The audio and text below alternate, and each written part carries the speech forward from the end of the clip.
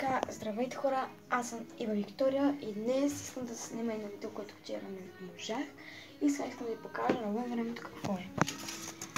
Ето, вече и ние имаме сняг, даже навън духа много силен вятър, студено е и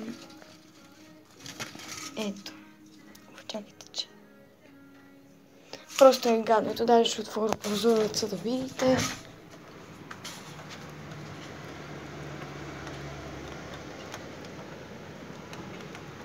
Ето какво е. Просто може да е слънчево. Може да е слънчево, обаче студено и